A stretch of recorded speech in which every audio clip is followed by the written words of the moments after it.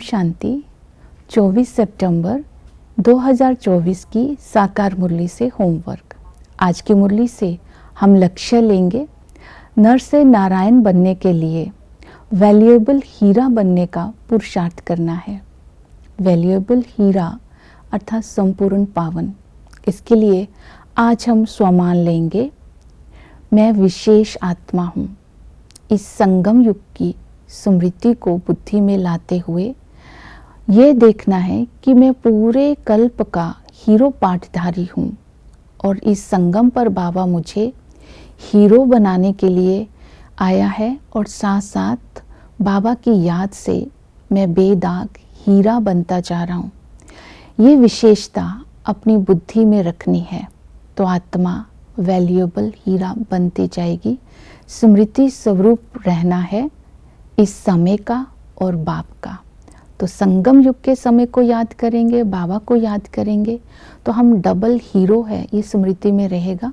एक तो पाठ में भी हीरो है और दूसरा हम रूप में भी हीरा है, क्योंकि वैल्यूएबल हीरा मीन्स सर्व गुणों से संपन्न। इसके लिए हम कुछ बातों पर अटेंशन देंगे वैल्यूएबल हीरा बनने के लिए, जो बाबा इस समय हमें मत देते हैं। पहली मत है धारणा, दूसरा है याद, तीसरा है चक्र, चौथा है सेवा। धारणा के लिए बाबा ने कहा पवित्र बनना है। ये पुरुषोत्तम संगम युग है, तुम्हें पवित्र बनना है, दैवी गुण धारण करने हैं, सच्चा सच्चा चार्ट बाप को लिख करके देना है। अगर झूठ लिखेंगे, अगर झूठ बताएंगे तो 100 गुना दंड पड़ जाएगा। सच्चा चार्ट लिखने से फायदा होगा। तो बाबा ने कहा जितना आप चार्ट लिखेंगे तो ज्ञान की धारणा भी अच्छी होगी, अपना ही कल्याण होगा। इसलिए विशेष बाबा ने एम्फेसाइज किया है चार्ट के ऊपर, आज ज़रूर लिखेंगे। फिर बाबा ने अटेंशन दिलवाया है, ये विशेष धारणा है किसी बीके के साथ भी कोई लेन देन नहीं करनी है। जैसे ब्रह्मा बाबा किसी के हाथ का ले करके खुद यूज़ नहीं करते थे, यज्ञ में दे देते थे।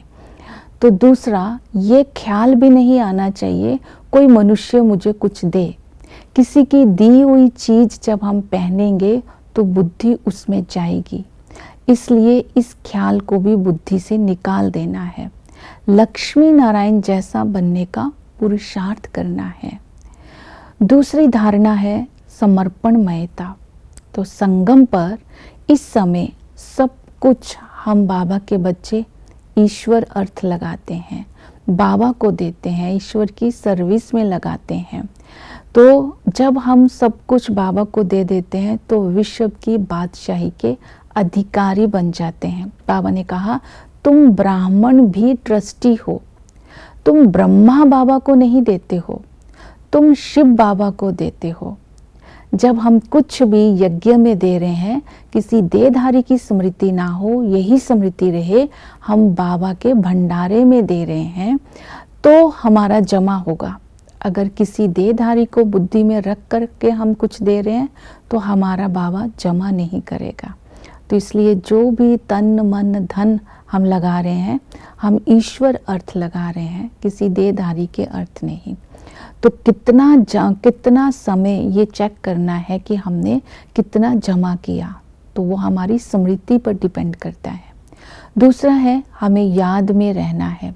तो याद के लिए बाबा ने विशेष अटेंशन दिलवाई कि बाप और वर्षे को याद करना है।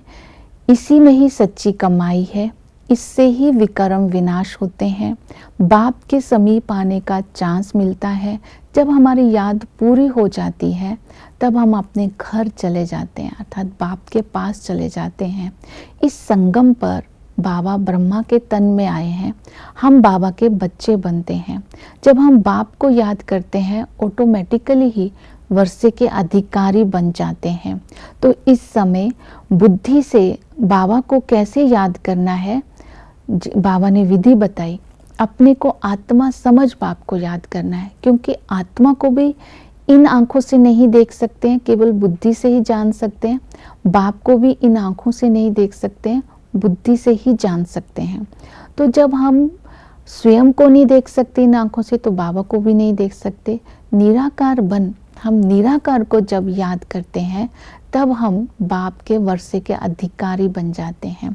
हमें विश्व की बादशाही मिल जाती है, हम विश्व की बादशाही के हकदार बन जाते हैं। तो ये समय हर समय बुद्धि में रखना है।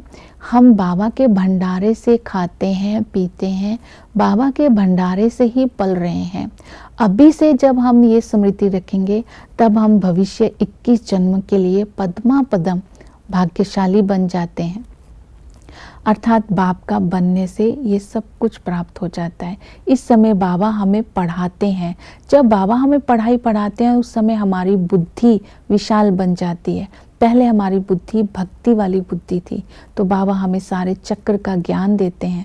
इस पढ़ाई से हम भविष्य ऊंच पद पर प्राप्त करते हैं। वही सतगुरु बन करके हमें श्रीमत देते हैं पावन बनने की, और हमें हिम्मत देते हैं। जब हम हिम्मत का एक कदम रखते हैं तो बाबा की हमें मदद भी मिलती है। तो इस तरह बाप, टीचर, सतगुरु के संबंध से हम अपने को आत्मा समझ करके प्राप्तियों को याद करेंगे तो याद से विकर्म विनाश होंगे। फिर बाबा ने कहा तुम्हारी बुद्धि में चक्र फिरता रहना चाहिए, क्योंकि बाप ने रचयिता रचना का सारा ज्ञान हमें दिया है। आदि में हम सभी गोल्डन एज में थे, सोलवेंट थे, कर्म और धर्म हमारा श्रेष्ठ था, ईश्वरीय बुद्धि थी। जब हमारी 2 कला कम होती है तब हम त्रेता में आ जाते हैं। उस समय भी दोनों युगों को ही हम राम राज्य कहते हैं। तो आधा कल्प हम इस राम राज्य में रहते हैं। जब मध्य में आते हैं तो हमारी बुद्धि भ्रष्ट हो जाती है, क्योंकि रावण का राज्य शुरू हो जाता है। और रावण बुद्धि जब हमारी बनती है तब हम नीचे गिरना शुरू हो जाते हैं। भक्ति करते करते अपने तन मन धन सब वेस्ट कर देते हैं। अंत में फिर बाबा जब आते हैं तो इस वंडरफुल ड्रामा का राज समझाते हैं कि अभी तुम्हें वापिस चलना है, तो पावन बनना है। तुम बच्चे सब सालीग्राम हो, मैं शिव हूँ, तो मेरी मत पर चल, तुम्हें श्रेष्ठ बनना है। तुम सब विशेष आत्माएं हो, डबल पाठधारी हो, डबल हीरो हो। क्योंकि अब हमें पूरे ड्रामा का राज पता चल गया, हम वैल्यूएबल हीरे हैं ये भी हमें पता चल गया। तब हम पुरुषार्थ करते हैं पावन बनकर श्रेष्ठ पद प्राप्त करने का। इसके साथ ही बाबा ने कहा तुम अपने को जब सेवा में बिजी रखते हो तो भी धारणाएं अपने आप ही हो जाती है। सेवा करते समय जैसे हम ईश्वरीय सेवा करते जाएंगे तो ज्ञान धन बुद्धि में होना चाहिए।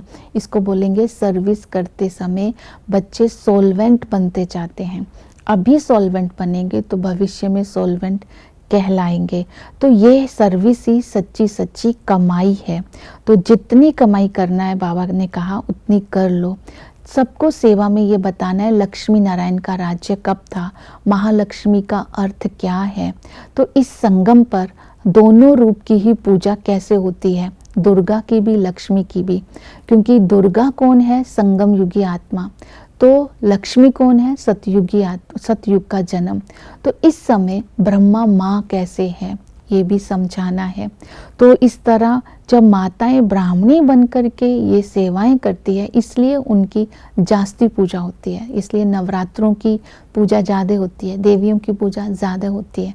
तो बाबा ने ये सारे राज समझाए हैं। तो सर्विस करनी है, याद में रहना है, चक्कर फिराते रहना है, धारणाएं करनी है, तब हम लक्ष्मी नारायण जैसा पावन बन करके, वैल्यूएबल हीरा बन करके ऊंच पद की प्राप्ति करेंगे। ओम शांति।